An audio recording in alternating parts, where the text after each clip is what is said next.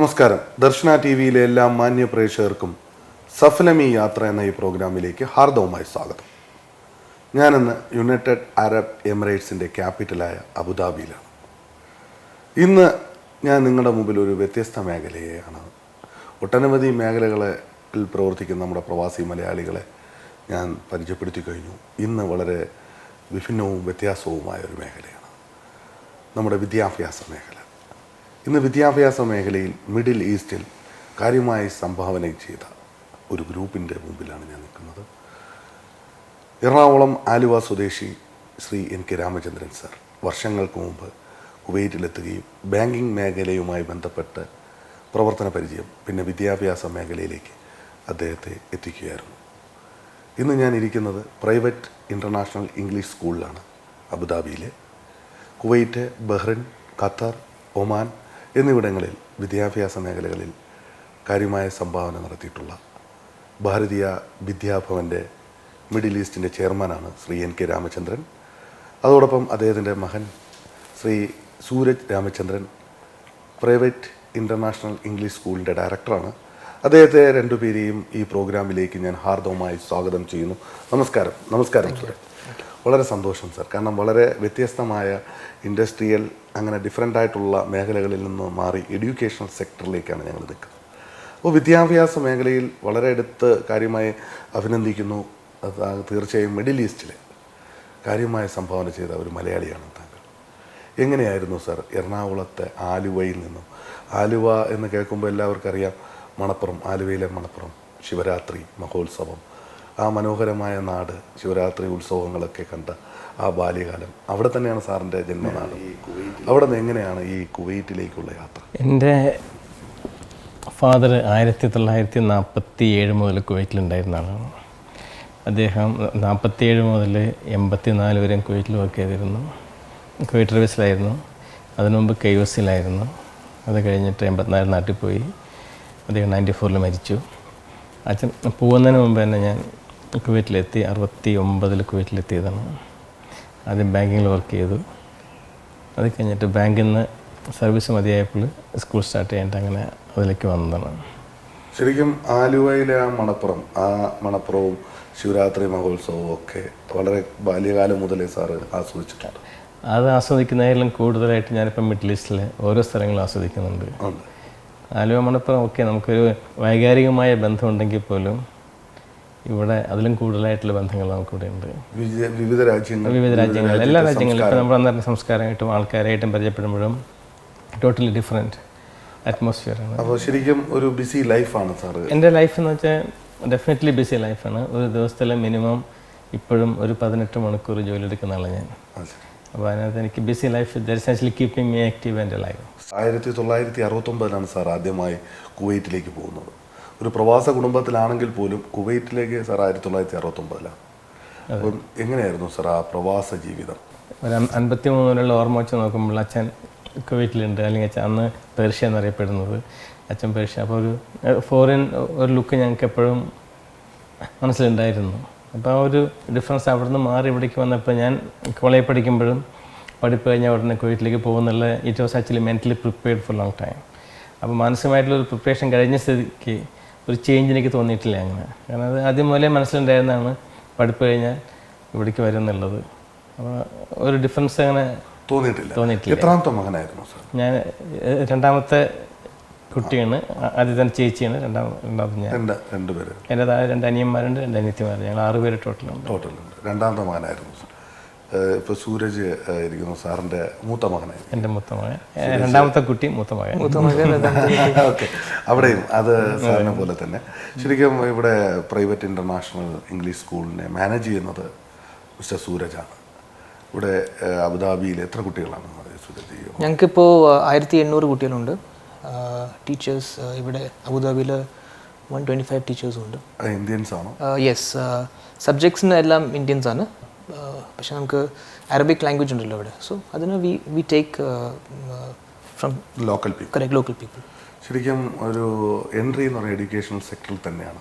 അപ്പോൾ പിതാവിൽ നിന്ന് ഒരുപാട് കാര്യങ്ങൾ മനസ്സിലാക്കിയിട്ടുണ്ട് സൂരജിൻ്റെ അനുഭവങ്ങൾ ഏറ്റവും കൂടുതൽ മനസ്സിലാക്കിയിട്ടുള്ള അച്ഛൻ എന്നാണ്.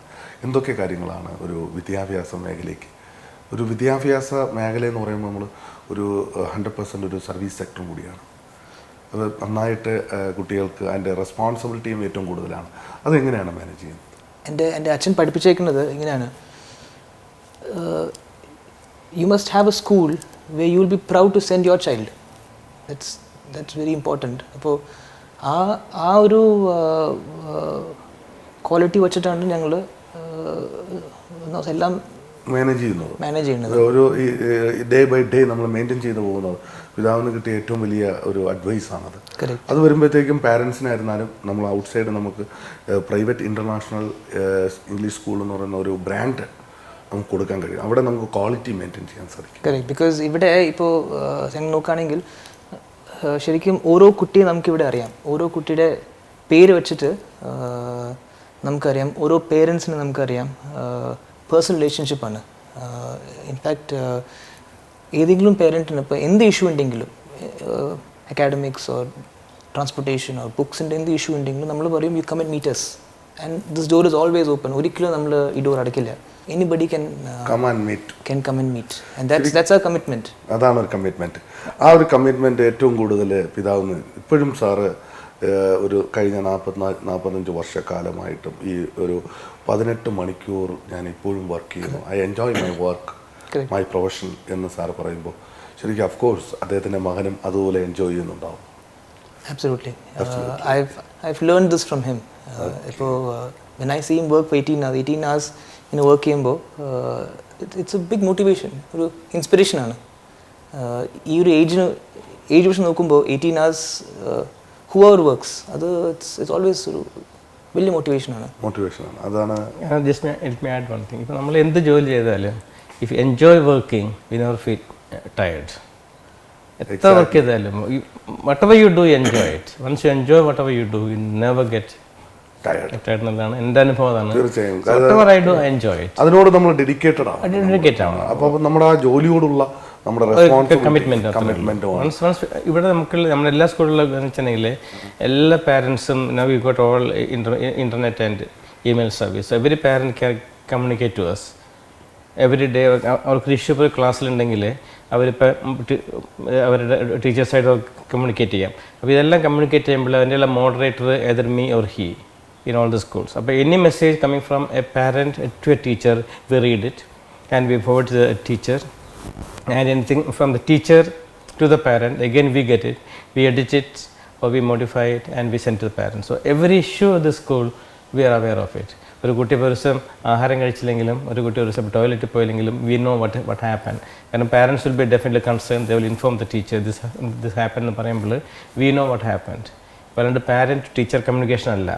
So all communication in the school, the parent and the teacher or teacher and the parent, we come to know about that. അപ്പോൾ നമുക്ക് എന്താ വെച്ചാൽ സ്കൂളിന്റെ പൾസ് ശരിക്കും നമുക്ക് ശരിക്കും അറിയാൻ പറ്റും. എക്സാക്ട്ലി നമുക്ക് ഓരോ ക്ലാസ്സിൽ എന്താ ആക്ഷൻ സംഭവിക്കുന്നത് അതും കൂടി നമുക്ക് മനസ്സിലാക്കാൻ അറിയാൻ പറ്റും. ലൈക്ക് നമ്മുടെ കുട്ടികളെ പോലെ. എക്സാക്ട്ലി. കാരണം അതൊരു ഫാമിലി കൺസേൺ ആണ്. കാരണം നമ്മുടെ കുട്ടികൾക്ക് എന്ത് സംഭവിക്കുന്നു, നാളെ അവരെന്താണ് എങ്ങനെയാണ് വരുന്നത് എന്നുപോലെ നമുക്ക് മറ്റുള്ള കുട്ടികളെയും മോണിറ്റർ ചെയ്യാൻ പറ്റും. എക്സാക്ട്ലി. ബിക്കോസ് ഇതിനകത്ത് എന്താ ഫിക്സ്, ഇപ്പോൾ നമുക്ക് പേരൻസിന് ഈ ആക്സസ് കൊടുക്കാൻ പറ്റില്ല.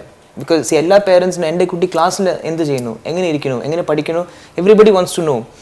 സോ ദെൻ ആ ഫീലിംഗ് നമുക്ക് when we be the moderator നമുക്ക് ആക്ച്വലി അറിയാൻ പറ്റും. And then we can actually pass it down to the parent. അപ്പോൾ നമ്മൾ പേരൻ്റ് എന്ന് പറയുമ്പോൾ അവർക്ക് ഈ ഒരു കംഫർട്ടാണ്. സോ ദെൻ അവർക്ക് അറിയാം okay the child is safe, വളരെ സേഫായ എൻവയൺമെൻറ്റിലാണ് അവർ കാലത്തോട്ട് ഉച്ച വരെ അവരുള്ളത്. They are taken care of. ഒരു കണ്ണ് എപ്പോഴും ഉണ്ട് എന്നുള്ള കറക്റ്റ് ആ ഒരു ഉത്തരവാദിത്വം നമ്മളിൽ നിക്ഷിപ്തമാണ്. അത് നമ്മളത് മുന്നോട്ട് കൊണ്ടുപോകുന്നതുകൊണ്ടാണ് ആ ഒരു ഗുഡ് വിൽ നമുക്ക് ത്രൂ ഔട്ട് GCCയിൽ ഉണ്ടാക്കാൻ സാധിച്ചു. അപ്പോൾ ഞങ്ങൾ എല്ലാ സ്ഥലത്തും ഇപ്പോൾ ഞങ്ങൾ school from the maybe second month we are full. ഇപ്പോൾ ഒമാനിൽ സ്റ്റാർട്ട് ചെയ്തു, ഞങ്ങൾ ഏപ്രിൽ 27 സ്റ്റാർട്ട് ചെയ്തു. We cannot take any permission but for capacity it has to full. ശരി, ഓൾ ഓവർ ലൈക്ക് ദാറ്റ്. ഖത്തറിൽ അങ്ങനെയാണ്, കുവൈറ്റിൽ അങ്ങനെയാണ്, ഇവിടെ അങ്ങനെയാണ്. We cannot take anybody more. First sir start ചെയ്യുന്ന കുവൈറ്റിലാണല്ലേ? ഫസ്റ്റ് സ്റ്റാർട്ട് ചെയ്ത് കുവൈറ്റിൽ നമ്മൾ ഏത് പേരിലാണ് സർ? കുവൈറ്റിലെ ഇന്ത്യൻ എഡ്യൂക്കേഷൻ സ്കൂൾ. അവിടെ എത്ര കുട്ടികളാണ്? അവിടെ എനിക്ക് 2800 കുട്ടികളുണ്ട്. ഇപ്പോൾ അവിടെ school is actually full. I cannot take anybody more in this school. Okay. ഒരു ബാങ്കിങ് മേഖലയിലേക്കാണ് സാർ കടന്നു വരുന്നത്. അതായത് അവിടെ കുറേ നാളത്തെ ആ വർക്കിംഗ് എക്സ്പീരിയൻസ് എങ്ങനെയാണ് സാർ ഒരു എഡ്യൂക്കേഷണൽ സെക്ടറിലേക്ക് സാറിനെ എൻട്രി ചെയ്യിപ്പിച്ചത്? എഡ്യൂക്കേഷൻ സെക്ടർ എസ്റ്റാബ്ലിഷ് വെച്ചിട്ടുണ്ടെങ്കിൽ ധാരാളം ആർട്ടിക്കിൾസ് പേപ്പറിൽ വരാറുണ്ട്. ഓരോ സ്കൂളുകളുടെ ക്വാളിറ്റി, അവിടെ ഓരോ കുട്ടികളുടെ പ്രോബ്ലങ്ങൾ, ട്യൂഷൻ്റെ പ്രോബ്ലങ്ങൾ, അങ്ങനെ പല ഇഷ്യൂസും പല പാരൻസും പറയാറുണ്ട്. ഞാനൊരു പാരൻ്റായിരുന്നു സ്കൂളിൽ ഇത് വീട്ടിൽ വെച്ചിട്ട്. അപ്പോൾ അങ്ങനെ ഒരു പല പാരൻസിൻ്റെയും പ്രോബ്ലംസ് ഒക്കെ കേട്ടപ്പോൾ ഞാൻ വെച്ചാൽ why can't we make in school with a different. ഇപ്പോൾ മിഡിൽ ഈസ്റ്റിലെ സ്കൂളുകളിലേക്ക് വെച്ചാൽ only day boarding Indian school is our school. It's no other day boarding schools. We start from 7:30 in the morning until 3:30 in the evening. That is the midday boarding school. We complete all the syllabus in the class itself. We don't give much of homework. Only activities are given for home or practice work. And the teachers are looking after entire academic aspect of the child. അപ്പോൾ അങ്ങനെ വരുമ്പോൾ പാരൻസിൻ്റെ commitment, parents നമ്മൾ പറയുന്നത് വെച്ചിട്ടുണ്ടെങ്കിൽ നിങ്ങൾ all the parents may be very much educated than the teachers may be, but they may not be the teachers. Teaching is an art, it's not a science. So parents, whatever educated they are, we tell them not teach your children. If you feel anything actually different, and if you expect much from your children, come to school, discuss with us, and we can definitely help you out. But parents and teachers ayale orikkalum they cannot make very good in academics. So we always insist, parents, whatever they are educated, whatever they are qualified, whatever their experience, they should not attempt to teach a child. അത് teacher തന്നെ ആയിരിക്കണം. They should be teachers. അങ്ങനെ ഒരു concept ഉണ്ടെങ്കിൽ മാത്രമേ, അങ്ങനെയുള്ളവർക്ക് മാത്രമേ മുന്നോട്ട് പോകാൻ പറ്റുന്നില്ല. അത് മാത്രമല്ല, കുട്ടികളുടെ ഒരു ഫ്യൂച്ചർ നമുക്ക് അത് മാത്രമല്ല, ഇപ്പോൾ പാരൻസും കുട്ടികളും ടീച്ചേഴ്സും പാരൻസും തമ്മിലൊരു അണ്ടർസ്റ്റാൻഡിങ് ഇല്ലെങ്കിൽ we cannot make good children. കാരണം കുട്ടികൾ നല്ല കുട്ടികളാക്കുക എന്നുള്ളത് joint responsibility of teachers and the parents. ഇവർ ഒന്നിച്ച് സംസാരിച്ചില്ലെങ്കിൽ we cannot make the good anywhere good at all. നാളത്തെ ഒരു നല്ല തലമുറയെ നമുക്ക് വാർത്തെടുക്കാൻ കഴിയില്ല. അവരുടെ ഒരു കോപ്പറേഷനാണ് നമുക്ക് ആവശ്യം. മാത്രമല്ല, ഇപ്പോൾ നമുക്കിപ്പോൾ പല പാരൻസും വേറെ സ്കൂളിലെ ടീച്ചേഴ്സ് ഉണ്ട്. നമ്മൾ അവരോടും പറയും, നിങ്ങൾ okay you are a teacher but don't teach our children, because the teaching methodology will be different in other school and in our school. So our school, if you got any issue, discuss with our teachers, discuss with the principal, and we can make it the way you want in our way. So we do it always, we insist on that. The parents should never attempt to teach a child. ഒരു നല്ല റിലേഷൻഷിപ്പാണ് parents between the management. ആ റിലേഷൻഷിപ്പാണ് ഒരു സ്കൂളിനെ അല്ലെങ്കിൽ ഒരു നല്ല ബ്രാൻഡാക്കി മാറ്റാൻ സാധിക്കും. തീർച്ചയായിട്ടും. ഇപ്പോൾ എനിക്കിപ്പോൾ ഞങ്ങളുടെ എല്ലാ സ്കൂളുകളിലും any issue the parents are facing, whatever issue, even the toilet clean അല്ലെങ്കിൽ പോലും അവർ എന്നെ വിളിക്കും അല്ലെങ്കിൽ അവനെ വിളിക്കും. അവർ understand, we give them the freedom. കാരണം they have a right to look at what they want and are they getting what they want. ആ ഒരു ഫ്രീഡം കൊടുത്തിട്ടുണ്ട്. കാരണം അവർ ഇപ്പം ഞാൻ പറഞ്ഞിട്ടുണ്ടെങ്കിൽ ഇപ്പോൾ ഒരു സ്കൂളിൽ ഒരു പ്രോബ്ലം ഉണ്ടെങ്കിൽ ഒരു പാരൻറ്റ് പ്രിൻസിപ്പളിനെ കോൺടാക്ട് ചെയ്യുക അല്ലെങ്കിൽ ഒരു ക്ലാസ് ടീച്ചറെ കോൺടാക്ട് ചെയ്താൽ ചിലപ്പോൾ ആ കുട്ടിയുടെ ഇഷ്യൂ മാത്രമേ ആ ടീച്ചർ സോൾവ് ചെയ്യാൻ പറ്റുള്ളൂ. അല്ലെങ്കിൽ ഒരു പ്രിൻസിപ്പളിനെ വിളിച്ച് പറഞ്ഞാൽ പ്രിൻസിപ്പൾ ചിലപ്പോൾ they can attend maybe a few aspects of it, but if they inform us, we look at the entire school, how can we help them out. അപ്പോൾ നമ്മൾ ഇതേ ആസ്പെക്റ്റിനെ മറ്റു സ്കൂളുകളിലും കോപ്പി ചെയ്യണമെന്ന് നോക്കിയിട്ട് we can modify the entire environment, or we can modify the system, and we can make it better for everybody. ഒരാളുടെ problem വേറൊരാളുടെ problem ആയിരിക്കും, പക്ഷെ അവർ നമ്മൾ പറഞ്ഞൊന്നും വരില്ല. But we look at can this repeated anywhere else, അങ്ങനെ ഉണ്ടെങ്കിൽ നമ്മൾ എപ്പോഴും അത് കറക്റ്റ് ചെയ്യാൻ നോക്കും. സ്കൂൾ ലെവലിൽ കറക്റ്റ് ചെയ്യാൻ നോക്കും നമ്മളത്. ശരിക്കും സാർ ഇന്ന് പ്രത്യേകിച്ച് Oman, Qatar, Bahrain, Abu Dhabi, UAE sir, ഇവിടെ കുവൈറ്റിലും 5 GCCയിലാണ് സാർ. ഡിഫറെൻറ്റ് റൂൾസ് ആൻഡ് റെഗുലേഷനാണ് ഓരോ കൺട്രീസിലും. അതെങ്ങനെ നമുക്ക് മാനേജ് ചെയ്യാൻ സാധിക്കും? See, we know wherever we go, we know that the rules of the country, we know that the requirement of the education ministry. We look into it, we read it, we understand it, and we go implement it there. വളരെ സിമ്പിളായിട്ട് നമ്മൾ follow up ചെയ്യുന്നു. Yeah, and we follow. We don't follow what we want to do. We want to follow what the ministry want to do there. In every state, it is a different requirement. ശരിക്കും ഇന്ന് സ്കൂളിന് വേണ്ട ഉള്ള ഫെസിലിറ്റീസാണ് sir എല്ലാം. കാരണം പ്രത്യേകിച്ച് ഇവിടെ വന്നപ്പോൾ നമുക്ക് കാണാൻ കഴിഞ്ഞു നല്ലൊരു അറ്റ്മോസ്ഫിയർ, നല്ല ഗ്രീനറീസ്, നല്ല അറ്റ് റിസപ്ഷനിസ്റ്റ്. ആ റിസപ്ഷൻ ഫ്രണ്ട് ഓഫീസ് മുതൽ നമുക്ക് ഇവിടെ കാണാൻ കഴിയും ഒരു ഡിസിപ്ലിൻ. അതെങ്ങനെ മാനേജ് ചെയ്യാൻ ചെയ്യുന്നത്? എംപ്ലോയീസിലും ടീച്ചേഴ്സിലും ഒക്കെ അത് മാനേജ് ചെയ്തുകൊണ്ട് അപ്പോൾ നമ്മൾ എപ്പോഴും ടീച്ചേഴ്സിന് പറയുന്ന ഡിസിപ്ലിനാണ് നമുക്ക് എല്ലായിടത്തും. ഇപ്പോൾ നമ്മുടെ കുട്ടികൾക്ക് പോലും LKG മുതലുള്ള കുട്ടികൾ വന്നിട്ടുണ്ടെങ്കിൽ ദേ ഹാവ് എ ഡിസിപ്ലിൻ. ഇപ്പോൾ അവർ ഒന്നിച്ചിപ്പോൾ ക്ലാസ്സിൽ നിന്ന് ഇറങ്ങുകയാണെങ്കിൽ they never go running, they go always by line. We teach them like that. This is what they should do. They never overcrowd and do like that. It is actually implemented or instructed from the beginning, the day one in the school, teachers as well as the ഭാരതീയ വിദ്യാഭവൻ്റെ ഒരു അഫിലിയേഷനാണ് sir ചെയ്യുന്നത് അല്ലേ sir? Middle ഈസ്റ്റിലാണ് അത് ഫുള്ളും.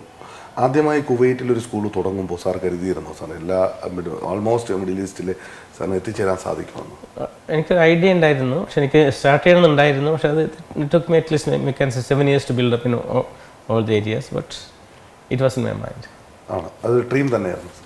Dream അല്ല, ഞാൻ ഒരിക്കലും dream ചെയ്യാറില്ല. ഇല്ല. But I know what happened. I had an aim, I had imagination. ആ ഇമാജിനേഷനിലാണ് നമ്മൾ ഫുൾഫിൽ ചെയ്യാൻ എന്ത് ചെയ്യണം സാർ? ഒരാളുടെ ഇമാജിനേഷൻ. ഞാനിപ്പോൾ ഡ്രീം ചെയ്യുന്നത് എൻ്റെ maybe I am right or maybe I am wrong. എൻ്റെ കൺസെപ്റ്റിൽ ഡ്രീം എന്ന് പറയുന്നത് that happens when you are sleeping. Okay, whatever happens, whatever we dream at the time, never implement it. But I imagine things when I am alive, when I am very active.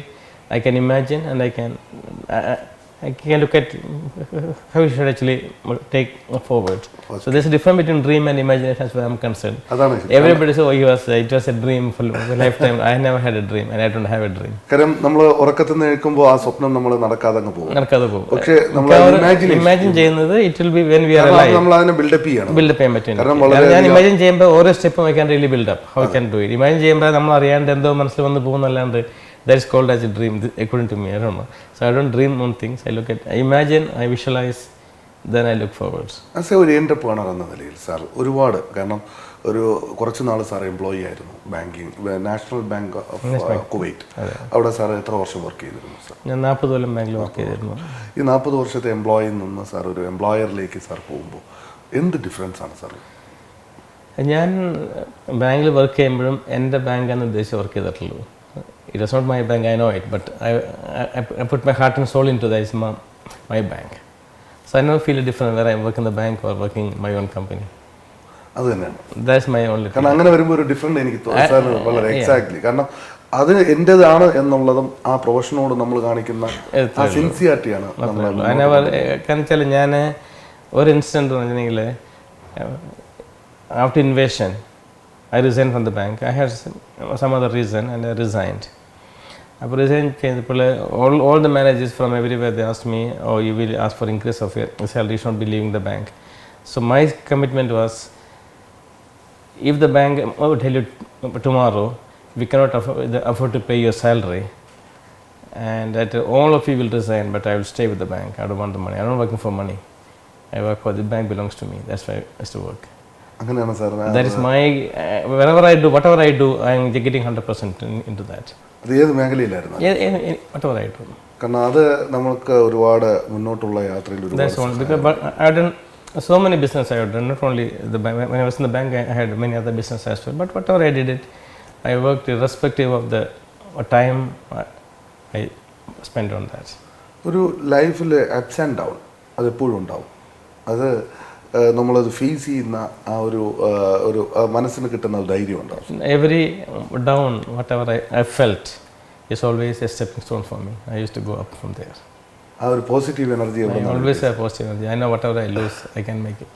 അത് ആ ഒരു positive energy Always I had it. അത് എവിടെ നിന്നാണ് കിട്ടിയത്? That's From from me. From my parents maybe also. I built up that way because I know whatever I lost, I lost. Blessing from the God. Okay, blessing on the God. I believe in God 100%. എത്രത്തോളമാണ് sir? കാരണം നമ്മളൊരു imagine ഉണ്ടായിരുന്നാൽ അല്ല ആ ഇമാജിനേഷനെ നമ്മൾ fulfil ചെയ്യണമെങ്കിലും ആ ദൈവാനുഗ്രഹം ദൈവാനുഗ്രഹം അതുണ്ടെങ്കിൽ മാത്രം. അത് എത്രത്തോളം സാറിൻ്റെ ലൈഫിൽ എൻ്റെ ജീവിതത്തിൽ 100% ദൈവചനം മാത്രമാണ്. ആണ്? എനിക്കിപ്പോൾ സപ്പോർട്ട് എന്ന് പറയാനായിട്ട് I don't have support from anybody, other from my family or from any parents. Because people look at that, oh he's doing something. There was no support as such from anybody. I had only my support is my beliefs in the God. That's all. ആ ഒരു സപ്പോർട്ടിലാണ് മുന്നോട്ട് പോകുന്നത്. ആ sir അത് പറയുമ്പോൾ തന്നെ സാറിൻ്റെ ഹൃദയത്തിൽ നിന്ന് വരുന്ന വാക്കുകൾ റിയലി എഫക്റ്റ് ചെയ്തിട്ട് പറയുന്നുണ്ട് സാർ. ശരിക്കും നമ്മുടെ ഓരോ യാത്രകളിലും സാറ് അത്രയേ ഉള്ളൂ. അത് മാത്രമല്ല, ഇപ്പം എൻ്റെ ഇപ്പം നമ്മുടെ ഹിന്ദുമതത്തിൽ എനിക്കറിയില്ല, എൻ്റെ വീട്ടിൽ ഞാൻ ഇപ്പോഴും ആദ്യം പൂജിക്കുന്ന എൻ്റെ അമ്മയുടെ ഫോട്ടോ ആണ്. എൻ്റെ അമ്മയെ കണ്ടിട്ട് ഞാൻ രാവിലെ എന്തും ചെയ്യാറുള്ളൂ. അതാണ് സാറിൻ്റെ അതാണ് എനിക്ക് എൻ്റെ ഒരു ശരിക്കും ആ ഒരു വാക്കാണ് നമ്മുടെ ഇന്നത്തെ ഏറ്റവും കൂടുതൽ വലിയ മെസ്സേജ്. കാരണം മാതാപിതാക്കളെ വൃദ്ധസദനങ്ങളിലേക്ക് കൊണ്ടുപോകുന്ന ഒരു ലോകത്ത് ജീവിക്കുകയാണ് നമ്മളെല്ലാവരും. ഇന്ന് സാറ് പറയുന്നു ഇത്രയും പ്രായമായിട്ടും ഞാൻ എൻ്റെ ഏറ്റവും മുമ്പിൽ കാണുന്നത് എൻ്റെ അമ്മയെന്ന് പറയുമ്പോൾ തീർച്ചയായും അവിടെയാണ് സാറ് ഏറ്റവും കൂടുതൽ ബ്ലെസ്സിങ് വാങ്ങുന്നത്. എൻ്റെ പൂജാമുറിയിൽ അമ്മയുടെ ഫോട്ടോ ആദ്യം വെച്ചിരിക്കുന്നത്. എത്രത്തോളമാണ് സാറിൻ്റെ മാതാപിതാക്കൾ സാറിൻ്റെ ജീവിതത്തിൽ സ്വാധീനിച്ചിട്ടുണ്ട്? എൻ്റെ അമ്മ എൻ്റെ 18ാമത്തെ വയസ്സിൽ മരിച്ചാണ്. പിന്നെ ഫാദർ മാത്രമേ കുഴപ്പമുണ്ടായുള്ളൂ. ഫസ്റ്റ് അമ്മയുടെ 18 years. ആ 18ാമത്തെ വയസ്സിൽ അമ്മയെ നഷ്ടപ്പെടുമ്പോൾ അവിടെ നിന്ന് നമ്മൾ അമ്മയുടെ ഓർമ്മകളിലാണ്. ഇപ്പൊ എത്ര വയസ്സായി സാർ? എനിക്ക് 65 വയസ്സായി. 65 വയസ്സായിട്ടും സാർ ഇന്ന് നേരത്തെ ഓഫ് ക്യാമറയിൽ ഞാൻ സാറിനോട് ചോദിച്ചു, സാറ് എങ്ങനെയാണ്? ഞാൻ എപ്പോഴും ഞാൻ എല്ലായിടത്തും എത്താറുണ്ട് എൻ്റെ പ്രസൻസ്. സ്റ്റിൽ ഇപ്പോഴും സാറ് യാത്ര ചെയ്യണം ടയർഡില്ലാതെ. അതിൻ്റെ സീക്രട്ട് എന്താണ്? I enjoy everything I do. ഈ യാത്രയിൽ സാർ ഒരുപാട് നമ്മുടെ യാത്രകൾ നമ്മുടെ ജീവിതത്തിൽ ഒരുപാട് പഠിക്കാനുണ്ട്, ഒരുപാട് കാര്യങ്ങൾ മനസ്സിലാക്കാനുണ്ട്. എത്രത്തോളം സാറിൻ്റെ യാത്രകൾ സാറിൻ്റെ ജീവിതത്തിൽ പുതിയ ആൾക്കാരെ നമ്മൾ മീറ്റ് ചെയ്യും? ഞാൻ ആൾക്കാരെ പരിചയപ്പെടാറുണ്ട്, സംസാരിക്കാറുണ്ട്. അത് അവിടെ നിന്ന് നമുക്ക് ഒരുപാട് അറിവുകൾ കിട്ടുന്നുണ്ട്. വളരെ മനോഹരമായ സാറിൻ്റെ വാക്കുകളാണ് സൂരജ് കേട്ടുകൊണ്ടിരിക്കുന്നുണ്ടാവും നമ്മുടെ പ്രേക്ഷകർ. എത്രത്തോളം സൂരജ്, കാരണം ഇന്ന് നമ്മൾ 2 തലമുറയാണ് നമുക്ക് ഇന്നത്തെ എപ്പിസോഡ്. ഇന്നത്തെ ജനറേഷൻ്റെ ഒരു റെപ്രസെൻറ്റേറ്റീവാണ് മിസ്റ്റർ സൂരജ്. അതുപോലെ സാറ് വളരെ കാലഘട്ടങ്ങൾ, അപ്പോൾ 2 കാലഘട്ടങ്ങളിലെ വ്യത്യാസങ്ങളാണ് എത്രത്തോളം നമ്മുടെ ജീവിതത്തിൽ നമ്മുടെ മാതാപിതാക്കൾ സ്വാധീനിച്ചിട്ടുണ്ട്? എൻ്റെ ലൈഫിൽ it's a very big influence. Because especially because ഞങ്ങൾ ആ കുവൈറ്റ് ഇൻവേഷൻ്റെ സമയത്ത് നാട്ടിലായിരുന്നു. അച്ഛൻ കുവൈറ്റിലായിരുന്നു. അപ്പോൾ ആ ഇൻവേഷൻ 2 മാസം, ഇൻഫാക്റ്റ് ആ ഇൻവേഷൻ നടന്ന ദിവസം അച്ഛൻ he was coming back to India. അപ്പോൾ ആ മീൻസ് ആ ടൈമിൽ ബ്രിട്ടീഷ് എയർവേസിൻ്റെ ഫ്ലൈറ്റിൽ അച്ഛനുണ്ടായിരുന്നു. അതാണ് ഹൈജാക്ക് ചെയ്ത് അവർ ഗ്രൗണ്ട് ചെയ്തത്. അപ്പോൾ നമ്മൾ കാലത്ത് എനിക്ക് ന്യൂസ് കേൾക്കുന്നത് Kuwait has been invaded and this flight has been hijacked and has been grounded. നമുക്ക് ഒരു 2 months we had no contact. അച്ഛൻ എവിടെയാണ്, വീട്ടിലാണോ ഹോട്ടലിലാണോ അതോ എന്ത് സംഭവം, ഇറ്റ് ഈസ് ഓൾ അൺസർട്ടൺ. ശരിക്കും അന്നത്തെ ആ ഒരു ഇന്നും ഒരിക്കലും ഓർക്കാൻ ആ ഒരു ട്രോമ ഞാൻ ലൈക്ക് എൻ്റെ അമ്മ ആ എന്ത് ട്രോമ അണ്ടർഗോ ചെയ്തത് ഞാൻ ആക്ച്വലി അപ്പോൾ കണ്ടതാണ്. അപ്പോൾ ഐ വാസ് 12 years. സോ ആ ഒരു സ്റ്റേജിൽ ടു അണ്ടർസ്റ്റാൻഡ് ഇത് to see it, it was a big experience also. How my mother handled it, I saw it. She handled very well. ഒരു 2 months അച്ഛൻ എവിടെ, ആ ഒരു ക്വസ്റ്റ്യന് ആൻസർ ഇല്ല. അവിടെ നമ്മുടെ ജീവിതത്തിന് നേരത്തെ പറഞ്ഞ പോലെ ദൈവം, സാറ് പറഞ്ഞ പോലെ ദൈവത്തിൻ്റെ വലിയൊരു അനുഗ്രഹമാണോ അതിന്ന് നമുക്ക് മാറ്റി കിട്ടിയത് എന്നുള്ളതാണ് അല്ലേ? ഒരു വളരെയധികം ബ്രിട്ടീഷ് എയർവേസ് ഹൈജാക്ക് ചെയ്തപ്പോൾ ഒരുപാട് സാറ് അതിൻ്റെ അകത്ത് എങ്ങനെയായിരുന്നു സാർ ആ ഒരു വിഷയത്തിലേക്ക് വരുമ്പോൾ? ആ ഫ്ലൈറ്റ് കഴിഞ്ഞപ്പോൾ ഞങ്ങൾ ആ ഫ്ലൈറ്റ് സാധാരണ രാത്രി 12:30 ടേക്ക് ഓഫ് ചെയ്യുന്ന ഫ്ലൈറ്റ് ആയിരുന്നു. ഞങ്ങൾ ഇത് ചെക്ക് ഇൻ ചെയ്യുമ്പോൾ ഫ്ലൈറ്റ് ഡിലേ എന്ന് പറഞ്ഞു 2 hours. It was suppose to go at 2:30. അപ്പോൾ ഞങ്ങളെല്ലാം ബോർഡ് ചെയ്തു ഫ്ലൈറ്റിൽ. അപ്പോൾ അന്ന് ഓഗസ്റ്റ് മാസം നേരം വിളിക്കും. അപ്പോൾ ഞങ്ങൾ ഇരിക്കുമ്പോൾ അങ്ങനെ ഇത് പ്ലെയിനിൽ കയറി ഇരുന്ന് കഴിഞ്ഞപ്പോൾ ഒരു 1/2 മണിക്കൂർ കഴിഞ്ഞപ്പോഴേക്കും അവിടെ കംപ്ലീറ്റ് ഇത് ബോംബിങ് എയർപോർട്ടിൽ ബോംബിങ് കണ്ടു, മറ്റേ എയർക്രാഫ്റ്റ് വന്നിട്ട് ഇറാഖി എയർക്രാഫ്റ്റ്സ്. അപ്പോൾ ഞങ്ങൾ എല്ലാവരും പറഞ്ഞ ആദ്യം ഇവരുടെ വല്ല ഡെമോൺസ്ട്രേഷൻ ആയിരിക്കും, അല്ലെങ്കിൽ അവരുടെ ടെസ്റ്റിങ് നല്ലതായിരിക്കും തിരിയായിരുന്നു. അത് കഴിഞ്ഞിട്ട് ഒരു മണിക്കൂർ പിന്നെ ഒരു മണിക്കൂർ ഇരുന്നപ്പോൾ ഞങ്ങളുടെ എല്ലാം ഇറങ്ങി വരാൻ പറഞ്ഞു. ഞങ്ങൾ ഇറങ്ങി വന്നു. അപ്പോഴാണ് അറിയുന്നത് കുവൈറ്റ് ഇൻവേഡ് കഴിഞ്ഞെന്ന് അറിയുന്നത്. അത്രയും വളരെയധികം ആ ഒരു സംഘർഷാവസ്ഥ അല്ല, it's not only me, there are so many others. അപ്പോൾ എനിക്ക് മാത്രമേ ഇതൊന്നും സംഭവിക്കുന്നില്ല. ഒരു കോൺടാക്ട്സും ചെയ്യാൻ കോൺടാക്ട് ചെയ്യാൻ ഞാൻ അപ്പം തന്നെ എനിക്ക് പുറത്തേക്ക് വിളിക്കാൻ പറ്റുമായിരുന്നു. ആ സമയത്ത് നമ്മൾ 7 മണിക്ക് വന്നപ്പോൾ ഓഫീസെല്ലാം ഓപ്പൺ ചെയ്യാൻ അവരൊക്കെ വിളിച്ച് സംസാരിച്ചപ്പോൾ പറഞ്ഞു it's already invaded, but it's not only me in the country, so many others. What happen to me applies to everybody. What applies to everybody applies to me. So I cannot make a difference there in any way. വളരെ വ്യത്യസ്തമായ ഒരു character സാറിൻ്റെ ജീവിതത്തിൽ. കാരണം മറ്റുള്ളവരുടെ കാര്യങ്ങളും അവർ എന്നെ പോലെ തന്നെയാണ് അവരും എന്നുള്ള ഒരുപാട് കാര്യങ്ങൾ സാറിൻ്റെ നിന്ന് നമുക്ക് പഠിക്കുവാനുണ്ട്. എത്രത്തോളമാണ് സ്വന്തം പിതാവെന്ന് സൂരജ് മനസ്സിലാക്കിയിട്ടുള്ള ക്വാളിറ്റീസ്? Commitment to people. ഇപ്പോൾ നമ്മളൊരു കാര്യം പറഞ്ഞാൽ you have to stick to it, at any cost. ഇപ്പോൾ even if you have to go out of your way, once you've committed, ഞാനിത് പഠിച്ചേക്കുന്നത് from both my father and my mother, whatever it is, if you commit yourself, then you have to do it. And that's the biggest lesson I've learned from my parents, from the childhood also, from yes, still now also, even today every day I learn. as a father എന്ന നിലയിൽ എന്താ, കാരണം ഒരു official ഒരു കമ്പനിയുടെ chairman എന്ന നിലയിൽ അസൈസ്മെൻറ്റ് ചെയ്യുമ്പോൾ ഇങ്ങനെയാണെങ്കിൽ ഫാദർ എന്ന നിലയിൽ മിസ്റ്റർ സൂരജിന് എങ്ങനെയാണ്, എന്തൊക്കെയാണ് സാറിന് മനസ്സിലാക്കിയിട്ട്? Well, to be a good human being. Exactly. That's the biggest lesson you can learn, no? How to be a good human being. See, നമുക്ക് ഒരുപാട് കാര്യങ്ങൾ ചെയ്യാം, but at the end of the day ഒരു നല്ല human being അല്ലെങ്കിൽ നമ്മൾ ചെയ്തത് ഒന്നും there is no point. So every day ഞാൻ ചെയർമാനിൽ കാണുന്നത്, എൻ്റെ അച്ഛനിൽ കാണുന്നത് ഒരു എക്സലൻറ്റ് ഹ്യൂമൻ ബീങ് എങ്ങനെയാവണം. That's what I always look and try and learn. അത് നമുക്ക് ഒരുപാട് ലൈഫിലേക്ക് ഇംപ്ലിമെൻറ്റ് ചെയ്താൽ നമുക്കും ഒരുപാട് കാര്യങ്ങൾ ചെയ്യുവാൻ സാധിക്കുമെന്നുള്ളതാണ്. ഇന്ന് private international English medium school ഒരു ഗുഡ് വിൽ അബുദാബിയിലുണ്ട്. ഒരുപാട് കാര്യങ്ങൾ അത് മെയിനായിട്ട് മിസ്റ്റർ സൂരജാണ് ഹാൻഡിൽ ചെയ്യുന്നത്. ഇനി മുന്നോട്ട് എന്തൊക്കെയാണ് കാര്യങ്ങൾ ചെയ്യാൻ ഉദ്ദേശിക്കുന്നത്? ഈ സ്കൂൾ വളർത്തി കൊണ്ടുവരണം, അതാണ് more facilities. Correct, more facilities. ഇപ്പോൾ ഞങ്ങൾ 2 years ആയിട്ടുള്ളൂ. ഒരുപാട് കാര്യങ്ങൾ ഇനിയും ചെയ്യാനുണ്ട് in terms of infrastructure. Because ഞങ്ങൾ വന്നപ്പോൾ ഈ ഒരു ബിൽഡിംഗ് മാത്രമേ ഉണ്ടായിരുന്നുള്ളൂ. പിന്നെ ആ ഇൻഫ്രാസ്ട്രക്ചർ ക്രിയേഷൻ എസ്പെഷ്യലി സ്കൂളിന് ഒരു വലിയ ചാലഞ്ചാണ്. ബിക്കോസ് ഓൾറെഡി കുട്ടികളുണ്ട്, കറക്റ്റ്, സേഫ്റ്റി ഒരു ഇഷ്യൂ ആണ്. അപ്പോൾ ഇത് all this has to be consider. പിന്നെ ഇപ്പോൾ ഒരു കാര്യം ഞാൻ ആക്ച്വലി ആദ്യം പറയാൻ നിന്നത്, ഈ മിഡിൽ ഈസ്റ്റിൽ the ministry is very active in education, involve ചെയ്യും. അപ്പോൾ they make sure that every school gives out its best. They actually push the school to actually give the best. So parents requirements നമ്മൾ understand ചെയ്യണം, minister requirements understand ചെയ്യണം. More important കുട്ടികളുടെ requirements മനസ്സിലാക്കണം. അതാണ് main thing. Requirement മാത്രമല്ല, കുട്ടികളുടെ standard level, exactly, education level, very true. അതിനെ നമ്മൾ വളരെ ഹൈയിലേക്ക് കൊണ്ടുവരണം. കറക്റ്റ്. കാരണം അവർ പല ഇതിൽ നിന്നും വരുന്ന നമ്മൾ അതിനെ ഒരേ ലെവലിലേക്ക് അതിനെ കൊണ്ടുവരാൻ പാരൻസ് റിക്വയർമെന്റ് എല്ലാം മിക്കവാറും almost may be 80% may be identical. But കുട്ടികളെല്ലാം ഈ 1500 കുട്ടികളിൽ 1500 ലെവലുള്ള കുട്ടികളാണ്. ഈ 1500 പേരെ അവരുടെ ലെവൽ മനസ്സിലാക്കണം, അവരുടെ അതിനുവേണ്ടി ടീച്ചേഴ്സിനെ ഇൻഫ്ലുവൻസ് ചെയ്യണം. വിവിധ നാഷണാലിറ്റീസ്, ഇന്ത്യൻസ് മാത്രമേ ഉള്ളൂ നമുക്ക്. ബിക്കോസ് എന്താ പറയുക, C school is preparation for life. In school only we learn so many things. ഈ സ്കൂൾ കഴിയുമ്പോഴാണ് once you get into college ഈ എക്സ്പീരിയൻസ് ഒക്കെ എടുത്ത് we have to enter college. So if that schooling life is not proper, ഒരിക്കലും ഒരു കുട്ടിക്കും they will not be able to go a step ahead. And അതുകൊണ്ടാണ് day boarding school works. Because നമുക്ക് 8 hours in a day നമുക്ക് പഠിപ്പിക്കാൻ കുട്ടികളെ. We can give activities, ഒരുപാട് activities ഉണ്ട്. അപ്പോൾ ആ 8 hours is actually never, it's not boring, there's studies, there's activities.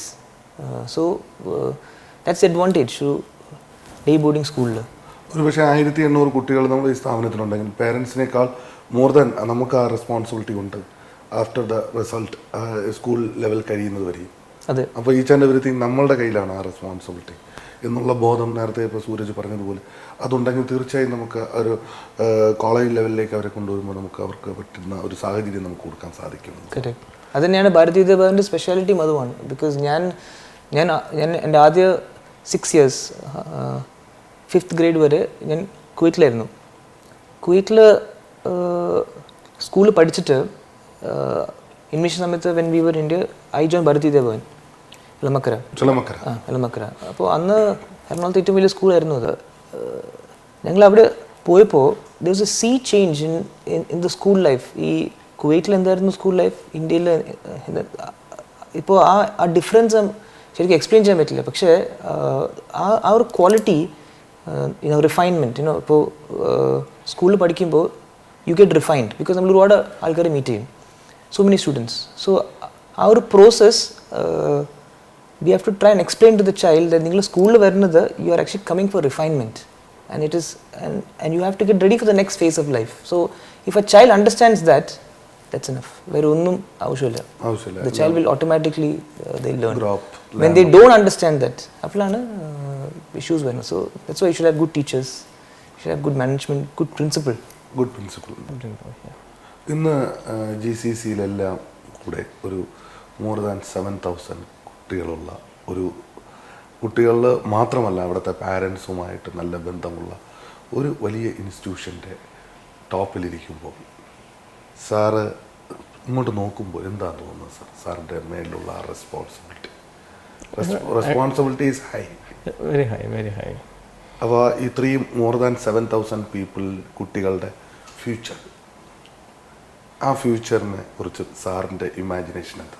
ഇവിടെയുള്ള ഓരോ കുട്ടിയുടെയും future will be very safe and they will be when they go out of the school അവർക്കറിയാം they going for a better education, they will be well qualified and equipped for that. അതാണ് തീർച്ചയായിട്ടും നമ്മുടെ ഓരോ കുട്ടികൾക്കും അതിനുള്ള capability ഉണ്ടാവും, അതിനുള്ള strength ഉണ്ടാവും, അതിനുള്ള കോൺഫിഡൻസ് ഉണ്ടാവും.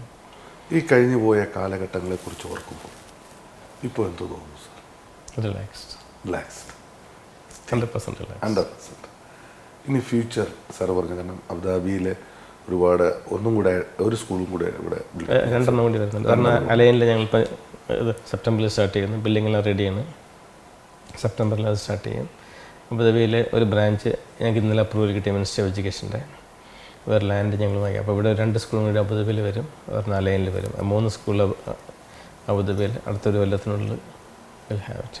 അപ്പോൾ അത് ഇനി ഒരുപാട് മേഖലകളിലേക്ക് ഇനിയും ഒരുപാട് ദൂരം യാത്ര ചെയ്യാൻ സാറിന് സർവേഷനും ദീർഘായുസും മനസ്സുഖവും ശരീരസുഖവും തരട്ടെ. അതോടൊപ്പം സാറിൻ്റെ ഐഡിയാസും ഒക്കെ അടുത്ത തലമുറയിൽ കൈമാറാൻ സൂരജ് നിൽക്കുന്നുണ്ട്. സാറിൻ്റെ എക്സ്പെക്റ്റേഷൻ, ഞാൻ സൂരജിൻ്റെ അടുത്തൊരു ഇത് വൈൻഡപ്പ് ചെയ്യുന്നതിന് മുമ്പുള്ള ഒരു ചോദ്യമാണ്. നമ്മളൊരു അച്ഛൻ്റെ അല്ലെങ്കിൽ നമ്മുടെ പാരൻസിൻ്റെ ഒരു മകനെക്കുറിച്ചുള്ള ഒരുപാട് എക്സ്പെക്റ്റേഷൻ ഉണ്ടാവും കുട്ടികളെക്കുറിച്ച്. ആ എക്സ്പെക്റ്റേഷൻ നമ്മൾ എങ്ങനെയാണ് ഫുൾഫിൽ ചെയ്യാൻ സാധിക്കുക? ഞാൻ എൻ്റെ അച്ഛനെ പോലെ ആയാൽ I M 100% he'll be satisfied, in the sense he'll be happy that I've been able to bring up my son the way I want him to. So our expectation, if I'm able to do it, തീർച്ചയായും അത് തന്നെ ആവണം. എൻ്റെ അച്ഛനെ പോലെ തന്നെ. അച്ഛനെ പാത്തിലൂടെയാണ് യാത്ര ചെയ്തത്. അത് എങ്ങനെയാണ്? അവിടെ ഹ്യൂമാനിറ്റി ഉണ്ടാവും, അവിടെ എല്ലാ സംവിധാനങ്ങളും ഉണ്ടാവും, ആ ഒരു സോഷ്യൽ കമ്മിറ്റ്മെൻറ്റ് ഉണ്ടാവും. അതിലൂടെ നമുക്ക് മുന്നോട്ട് പോകുമ്പോൾ റിയൽ ഒരു ഹ്യൂമൻ ബീങ് നമുക്ക് അഡോപ്റ്റ് ചെയ്യാൻ സാധിക്കും. തീർച്ചയായും സന്തോഷം. വളരെ നല്ല ഒരു മറുപടിയാണ് എനിക്ക് ലഭിച്ചത് സൂരജിൽ നിന്ന്. ഒരുപാട് ഉയരങ്ങളിലേക്ക് ഭാരതീയ വിദ്യാഭവൻ മിഡിൽ ഈസ്റ്റിൻ്റെ സെക്ടർ പോകട്ടെ. ഒട്ടനവധി വിദ്യാർത്ഥികൾക്ക് വിദ്യ എന്ന് പറയുന്നത് വളരെയധികം ഇമ്പോർട്ടൻ്റ് ആണ് ഇന്നത്തെ കാലഘട്ടം. അതിന് നല്ല ക്ലാരിറ്റിയോടും ക്വാളിറ്റിയിലൂടെയും നല്ല രീതിയിൽ നല്ല തലമുറയെ വളർത്തിയെടുക്കുവാൻ സാധിക്കട്ടെ എന്ന് ആത്മാർത്ഥമായി പ്രാർത്ഥിച്ചുകൊണ്ട് ഈ എപ്പിസോഡ് ഞാൻ വൈൻഡപ്പ് ചെയ്യുന്നു. നന്ദി, നമസ്കാരം. താങ്ക്സ് അല്ലോ. Thank you. മനോഹരമായ ഒരുപാട് വാക്കുകൾ ഞാൻ ഈ എപ്പിസോഡിലൂടെ എനിക്ക് മനസ്സിലാക്കാൻ കഴിയും. എത്ര നമ്മൾ ഉയരുമ്പോഴും ലളിതമായ ജീവിതശൈലിയിലൂടെ മറ്റുള്ളവർക്ക് ജീവിതം ഒരു മാതൃകയാക്കി മാറ്റുന്ന ഒരു വലിയ മനസ്സിൻ്റെ ഉടമയാണ് രാമചന്ദ്രൻ സാർ. അതുതന്നെയാണ് എനിക്ക് മാതൃകയാക്കേണ്ടത് എന്ന് പറയുന്ന ഇന്നത്തെ തലമുറയുടെ ഒരു പ്രതിനിധിയാണ് സൂരജ്. നമുക്ക് പ്രാർത്ഥിക്കാം ഈ സ്ഥാപനങ്ങൾ ഒരുപാട് ഉയരങ്ങളിലേക്ക് എത്തട്ടെ. അതിൻ്റെ പേരും യശസ്സും ഇവിടെ പഠിക്കുന്ന വിദ്യാർത്ഥികളിലൂടെ ലോകം അറിയട്ടെ.